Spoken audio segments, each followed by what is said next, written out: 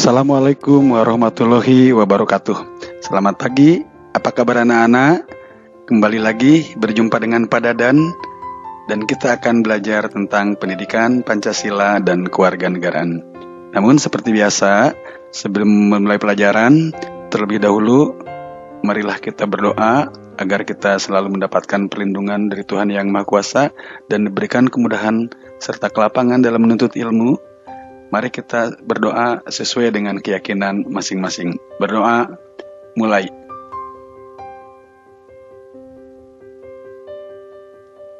Berdoa, selesai.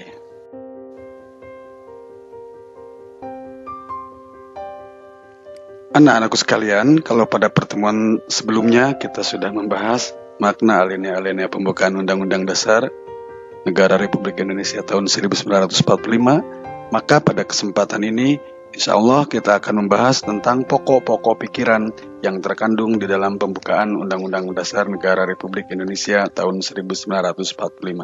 Seperti sudah pernah Bapak jelaskan, bahwa pembukaan Undang-Undang Dasar Negara Republik Indonesia tahun 1945 itu adalah merupakan status fundamental norm atau norma dasar negara.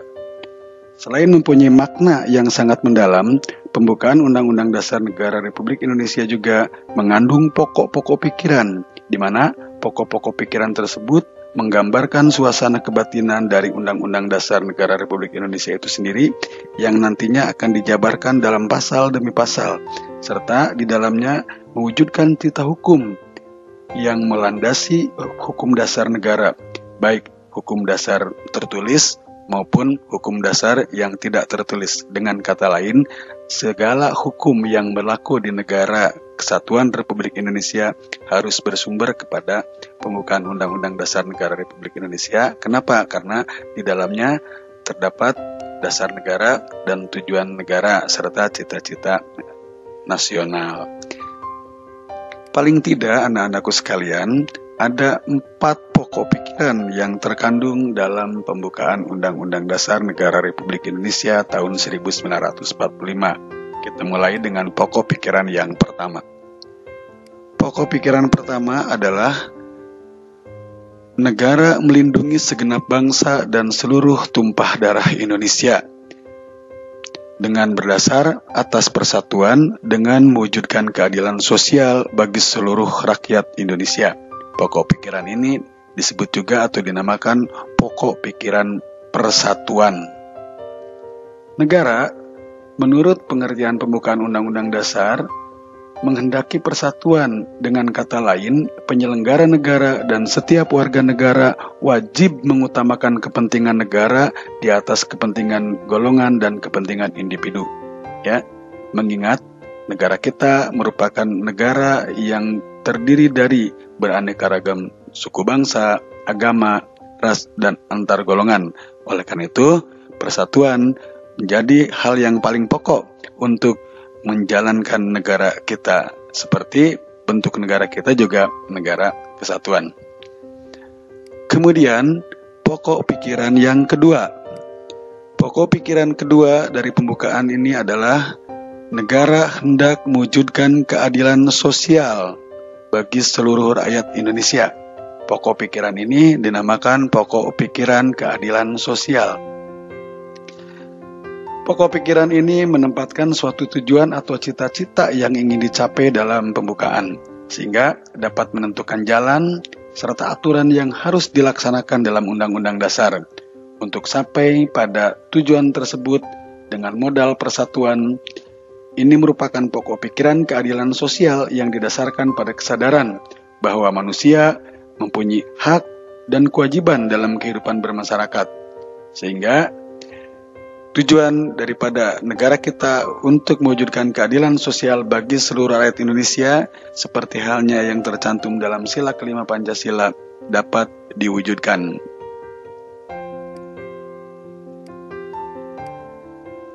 Selanjutnya, pokok pikiran yang ketiga dari pembukaan adalah negara yang berkedaulatan rakyat, berdasar atas kerakyatan dan permusyawaratan atau perwakilan. Pokok pikiran ini disebut pokok pikiran kedaulatan rakyat.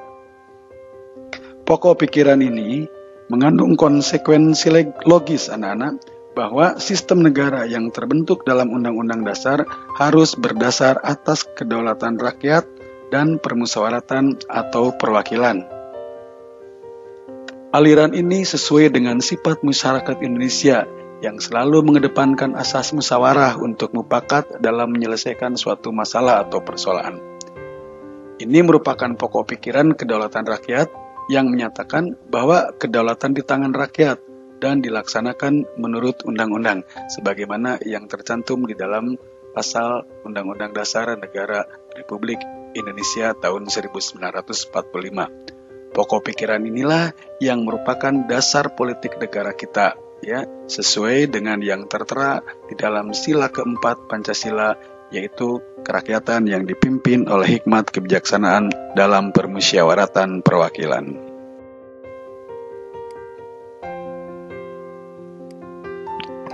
Kita lanjutkan dengan pokok pikiran yang keempat, yaitu pokok pikiran yang keempat dalam pembukaan itu adalah negara berdasar atas ketuhanan yang Maha Esa menurut dasar kemanusiaan yang adil dan beradab.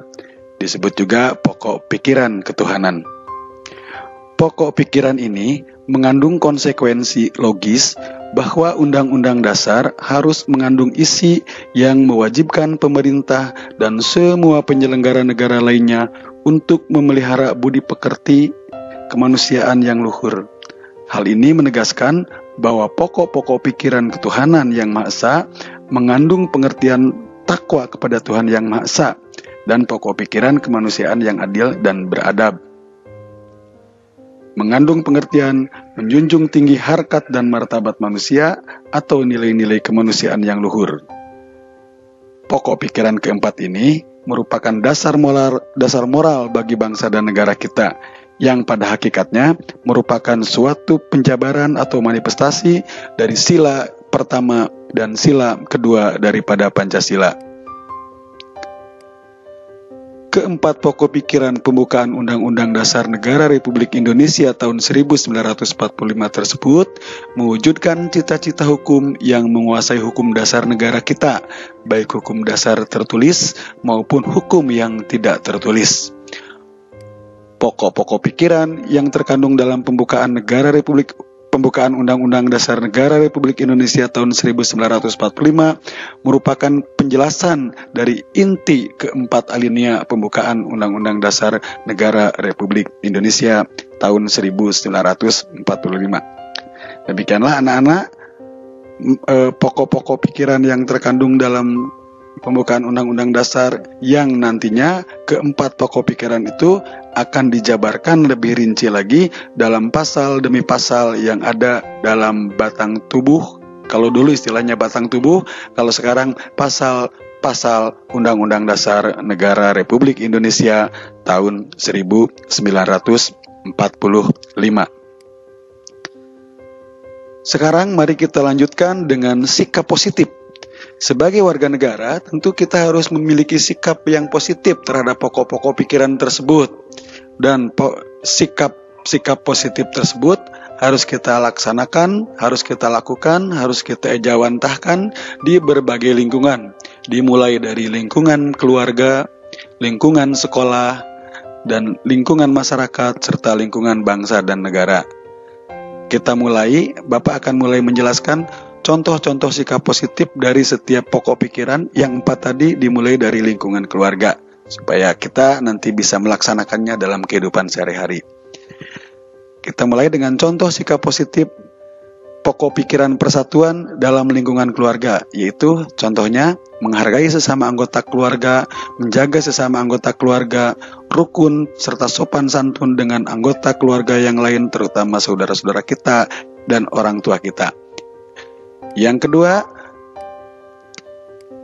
di lingkungan sekolah, yaitu pokok pikiran persatuan ini dapat kita manifestasikan dengan berteman dengan semua orang, dengan siapa saja, tanpa harus membeda-bedakan latar belakang. Dan tentu saja kita sebagai pelajar yang baik harus ikut berperan aktif, harus ikut berpartisipasi dalam kegiatan-kegiatan sekolah, baik ekstra maupun intrakurikuler, supaya kita menjadi warga sekolah, supaya kita menjadi pelajar yang baik, pelajar yang berprestasi, yang pada gilirannya akan sangat membantu untuk menentukan masa depan kita di kemudian hari. Selanjutnya, di lingkungan masyarakat, yaitu berbaur dengan masyarakat sekitar tanpa membeda-bedakan dan ikut serta dalam kegiatan sosial antar tetangga, misalnya kerja bakti dan lain-lain. Di lingkungan negara, sikap positif pokok pikiran persatuan ini adalah dengan mendahulukan kepentingan bangsa dan negara, mengutamakan kepentingan bangsa dan negara di atas kepentingan pribadi dan golongan, serta menghormati orang lain yang berbeda latar belakang dengan kita, baik itu suku, agama, ras, pendidikan, golongan, dan lain-lain. Itulah sikap positif terhadap pokok pikiran persatuan.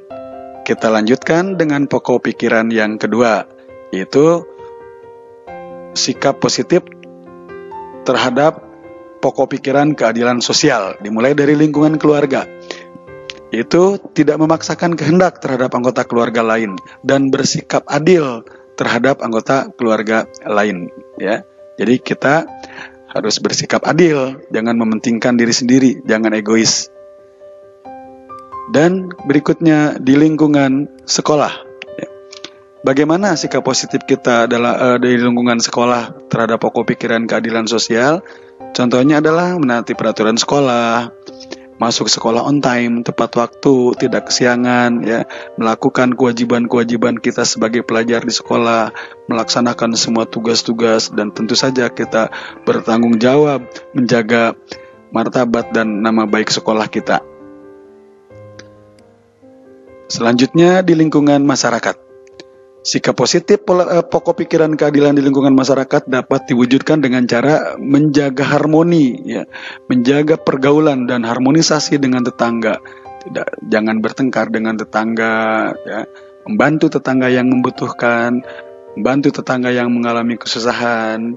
Itulah contohnya di lingkungan masyarakat. Dan selanjutnya di lingkungan negara, sikap positif terhadap pokok pikiran keadilan itu yaitu dengan melaksanakan kewajiban-kewajiban kita sebagai warga negara. Misalnya membayar pajak, membayar iuran listrik, telepon, dan lain-lain. Dan kita berkewajiban untuk menjaga fasilitas-fasilitas umum dan menjaga keamanan dan ketertiban masyarakat. Itulah sikap positif terhadap pokok pikiran yang kedua. Kita lanjutkan dengan pokok pikiran yang ketiga. Contoh sikap positif terhadap pokok pikiran kedaulatan rakyat di lingkungan keluarga. Itu contohnya adalah berdiskusi dan bermusyawarah untuk menentukan apa yang terbaik bagi keluarga. Misalnya mengenai pemenuhan kebutuhan bersama, melanjutkan sekolah, dan lain-lain. Itu senantiasa harus dimusyawarahkan secara bersama-sama supaya menghasilkan keputusan yang memuaskan semua pihak. Semua anggota keluarga merasa puas apabila dalam hal mengambil keputusan terlebih dahulu dimusyawarahkan oleh seluruh anggota keluarga. Kemudian di lingkungan sekolah, ya, bagaimana sikap positif pokok pikiran kedaulatan rakyat di lingkungan sekolah? Ya, misalnya melakukan musyawarah untuk mufakat dalam menyelesaikan masalah bersama. Atau contoh yang lebih konkret lagi, mungkin ikut serta dalam pemilihan ketua kelas, ya, untuk menentukan ketua OSIS dan lain-lain. Kemudian tentu saja kita tidak boleh memaksakan pendapat kita kepada orang lain. Kita ambil pendapat bersama, keputusan bersama dalam diskusi, dalam musyawarah. Itu harus kita jaga dan tentu saja harus kita laksanakan apabila sudah menjadi sebuah keputusan, walaupun pada awalnya tidak sama dengan pendapat kita. Di lingkungan masyarakat, sikap positif terhadap pokok pikiran kedaulatan itu diantaranya ya membantu penyelenggaraan kegiatan-kegiatan yang berhubungan dengan kedaulatan, yang berhubungan dengan politik, ini diantaranya seperti penyelenggaraan pemilihan ketua RT, ketua RW, pemilihan kepala desa, pemilihan pemilu, ya, pemilu legislatif maupun pemilu presiden, pemilu kepala daerah, kita harus menjaga agar pelaksanaan sistem kedaulatan rakyat di negara kita itu berjalan dengan baik dan lancar agar tujuan negara bisa segera tercapai. Nah, ini di lingkungan negara, yaitu membantu penyelenggaraan pemilihan umum dan mendorong anggota masyarakat yang telah cukup umur untuk menjalankan haknya untuk memilih sesuai dengan aspirasi, sesuai dengan pendapat yang dia miliki, agar tidak menjadi golongan putih atau golongan yang tidak memilih. Demikian contoh sikap positif terhadap pokok pikiran kedaulatan rakyat. Dan terakhir adalah contoh sikap positif terhadap pokok pikiran ketuhanan yang Maha Esa. Dimulai dengan lingkungan keluarga, yaitu tentu saja kita harus rajin beribadah sesuai dengan agama dan keyakinan yang kita anut. Kita beribadah bersama-sama bersama orang tua, menjalankan perintah yang baik dan dari orang tua, dan menjalin silaturahmi antar saudara. Di lingkungan sekolah, bisa kita lakukan dengan cara menghargai teman yang berbeda agama, tidak menghina agama orang lain, tidak merasa dirinya paling benar, tapi saling menghargai. Karena hak untuk beragama, hak untuk memeluk keyakinan terhadap Tuhan Yang Maha Esa itu adalah merupakan hak asasi setiap manusia yang tidak bisa dipaksakan oleh siapapun. Di lingkungan masyarakat sama, yaitu menghargai tetangga yang berbeda keyakinan dengan kita, tidak saling menjelekan, tetap kita jaga keutuhan masyarakat kita, keutuhan lingkungan kita dengan cara saling menghormati dan saling menghargai. Bagaimana mereka menjalankan ibadah, kita hormati, kita hargai, dan lain-lain. Dan untuk di lingkungan negara, ya, sikap positifnya adalah kita harus memiliki sikap toleransi yang tinggi terhadap orang lain yang berbeda agama. Seperti halnya menghormati orang yang sedang menjalankan ibadah keagamaannya, tidak merusak tempat ibadah, tidak mengganggu agama orang lain, dan kita utamakan persatuan dan kesatuan. Karena negara kita, sekali lagi Bapak sampaikan, adalah negara yang terdiri dari keanekaragaman suku, bangsa, agama, dan golongan. Demikianlah pokok-pokok pikiran yang terkandung dalam pembukaan Undang-Undang Dasar Negara Republik Indonesia tahun 1945. Dan sikap positif yang harus kita lakukan sebagai warga negara, sebagai pengejawantahan dari pokok-pokok pikiran tersebut, kita laksanakan dalam setiap lingkungan kehidupan, dimulai dari lingkungan keluarga, dilanjutkan dengan lingkungan sekolah, kita sebagai pelajar, di lingkungan masyarakat, kita sebagai anggota masyarakat, dan di lingkungan bangsa dan negara, kita sebagai warga negara. Baiklah anak-anak, sekarang mari kita ambil kesimpulan dari pertemuan kita kali ini. Ya, yang pertama, pokok-pokok pikiran dalam pembukaan Undang-Undang Dasar Negara Republik Indonesia tahun 1945 pada hakikatnya merupakan pancaran nilai-nilai Pancasila. Pokok-pokok pikiran tersebut meliputi suasana kebatinan dari Undang-Undang Dasar Negara Republik Indonesia tahun 1945.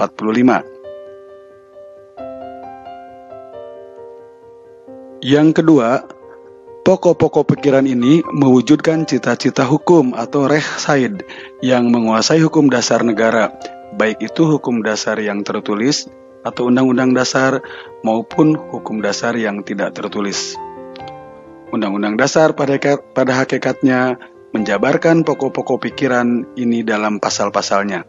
Jadi, pasal-pasal yang ada dalam undang-undang dasar adalah merupakan penjelasan atau penjabaran dari keempat pokok pikiran yang ada dalam pembukaan Undang-Undang Dasar Negara Republik Indonesia tahun 1945 tersebut.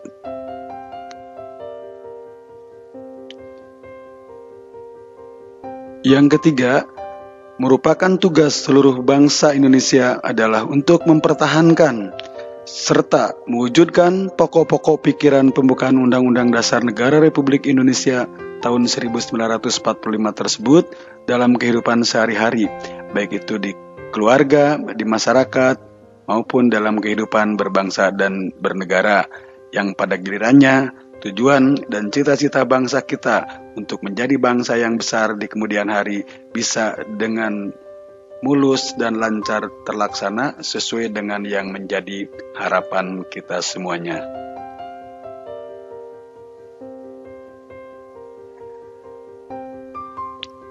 Demikian anak-anakku sekalian pertemuan kita kali ini, mudah-mudahan ada manfaatnya.